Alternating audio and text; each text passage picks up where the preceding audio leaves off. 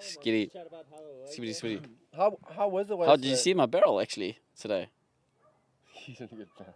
You did see my barrel. That didn't you? long little one. Yeah. Yeah, I saw that thing. Yeah, I was pretty. Yeah, I Yeah. knew you saw it. It's pretty shit out. Better than anything you got out there. No. What did you get out there? No, bro, I didn't do anything. I didn't think you made a drop.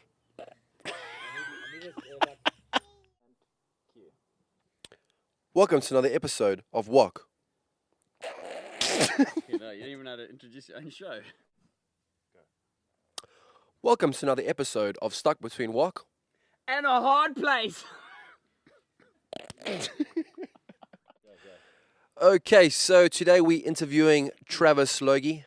He's a WT surfer. We have had him on the show before, but back then nobody knew who the fuck he was. Travis, obviously good to have you back in Durban. Yeah, you were terrible back then. Can you see how much better I am now? Not yet. Yeah, I'm pretty stoked to be back in Durban. Get to spend time with family and friends. Hung with most of my friends. Surfed a bunch. Got some good waves. Kids in the background going crazy. Yeah, it's been awesome. Now, you're based out of Hollywood, Los Angeles. What's that all about? My wife's trying to do the whole acting thing, so we moved over there, and she's giving it a good shot, and she's loving it. And yeah, I enjoy it over there too. It's fun. It's something different.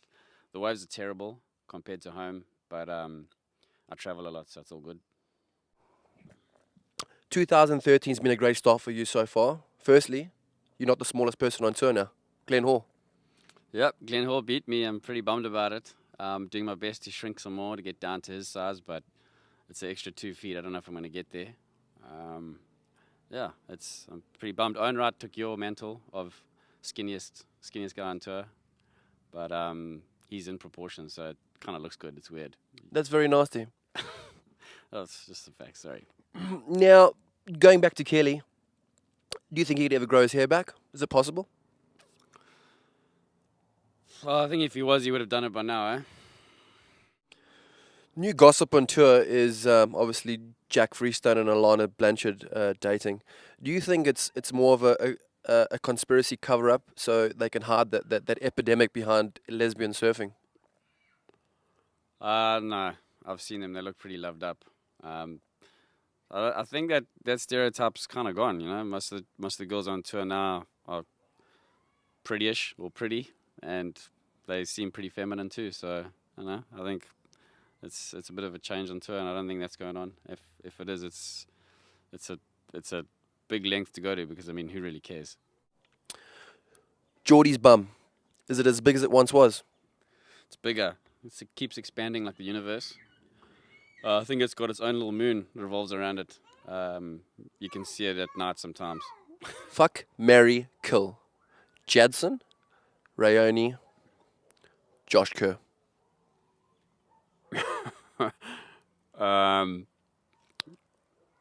I wouldn't do any of those three to any of those guys. Yeah, but if you had to pick one, well, three. I'm not gonna say which one of them I'm gonna kill. It's heavy. Okay, well then, okay, then fuck one, marry one. We'll leave out Kersey. Rayoni, Jadson. Who would you marry and who would you bang? Frick, that's a good question. I guess I would. I reckon Jadson would be a good route. You've been riding for Quickie for years now. What is it like to be in the shadow of Kitty Slater? Well, ask that to every single surfer. They're all in his shadow, I guess. It's cool. You're out of the sun, I guess. Who would you feel, in your own opinion, do you think is the worst loser on tour? Who takes his losses the worst? And you can't say yourself. I'm the worst loser.